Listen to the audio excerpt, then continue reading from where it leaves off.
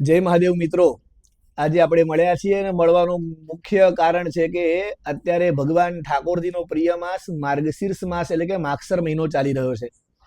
શ્રીમદ ભગવદ્ ગીતાની અંદર ભગવાને કીધું છે કે માસાના માર્ગશીર્ષોસ્મી, આ દરેક મહિનાઓની અંદર હું માગસર મહિનો છું, એટલે કે મને માગસર મહિનો ખૂબ પ્રિય છે. હવે આપણે વાત કરવી છે આજે શિવપુરાણ વિશે કે શિવપુરાણમાં માગસર મહિનાનું કેમ મહત્વ બતાવવામાં આવ્યું. તો ભગવાન મહાદેવજી કહે છે કે પૂર્વકાળની અંદર માગસર મહિનાની અંદર જ હું લિંગ રૂપે સૌથી પ્રથમ વખત પ્રગટ થયો હતો.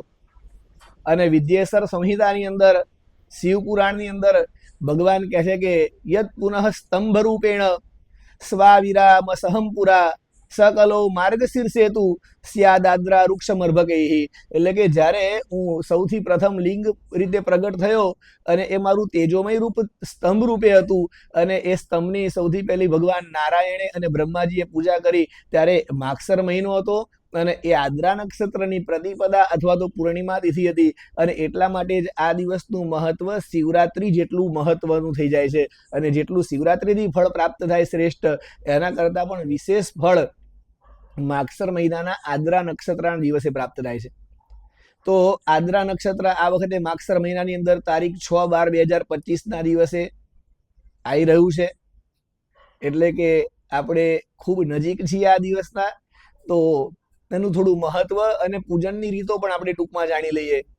તો કીધું કે આદ્રાયામ માર્ગશીર્ષેતુ યહ પશ્યન્માન મુઆસહમ મદ્વૈરમ અપિવાલિંગમ ચ ગૃહાદપી સમે પ્રિય.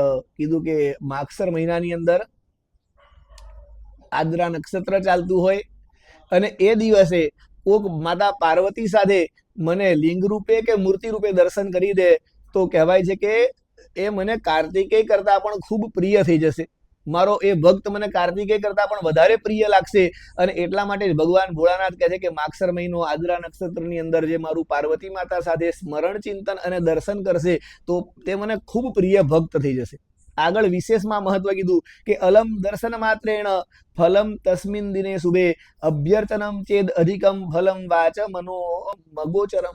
એટલે કે આ દિવસે મારા દર્શન કરવાથી તો શ્રેષ્ઠ ફળ પ્રાપ્ત થશે, પણ સમયની અધિકતા હોય અને મારું કોઈ પૂજન કરશે, અર્ચન કરશે તો એને જે ફળ પ્રાપ્ત થશે એ ફળનું હું વાણીમાં પણ વર્ણન કરવા અસમર્થ છું. એટલે કે એટલું શ્રેષ્ઠ ફળ પ્રાપ્ત થશે કે જેનું વર્ણન પણ ના થઈ શકે. હવે આટલું શ્રેષ્ઠ ફળ હોય તો આપણે આપણા પરિવાર માટે ભગવાન ભોળાનાથને રાજી કરવા જ જોઈએ. અને એનો પહેલું પગથિયું કયું છે તો કેવલમ દર્શન માત્રેણ, ભગવાનના કેવલ દર્શન કરવાથી પણ ઉત્તમ ફળ પ્રાપ્તિ થાય છે. એટલે કે ભગવાનને આપણે પ્રિય થઈ જઈએ છીએ. આગળ કહ્યું કે દર્શન પછી આગળ અર્ચન, અભિષેક, પૂજન. એટલે કે ભગવાનનો જાતે આપણે દૂધથી, ગાયના દૂધથી અભિષેક કરી શકીએ. રુદ્રીના પાઠ દ્વારા, બ્રાહ્મણ દ્વારા આપણે અભિષેક કરાવી શકીએ. એનાથી વિશેષની અંદર ભગવાનનો રુદ્રાભિષેક કરી શકીએ. એનાથી વિશેષમાં ભગવાનનો લઘુરુદ્ર યજ્ઞ કરી શકીએ. એના સિવાય ભગવાનનો પંચાક્ષર મંત્ર ઓમ નમઃ શિવાય, અને એનો પણ આપણે જાપ કરી શકીએ. નમઃ શિવાય, ઓમ નમઃ શિવાય એવા મંત્રોનો જાપ. અને એ સિવાય પણ ભગવાનનું આપણે પંચવક્ત્ર પૂજન, ભગવાનનું સહસ્ત્રાર્ચન, આવા અનેક પ્રયોગો દ્વારા આપણા પરિવાર ઉપર ભગવાન મહાદેવજીની આ ઠાકોરજીના માસમાં કૃપા થાય. અને એ જ આશયથી આપ સૌ પણ શ્રેષ્ઠ કર્મ કરો.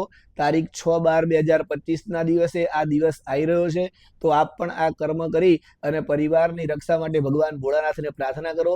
એ જ ભાવ સાથે સૌને જય મહાદેવ. પુનઃ મળતા રહીશું.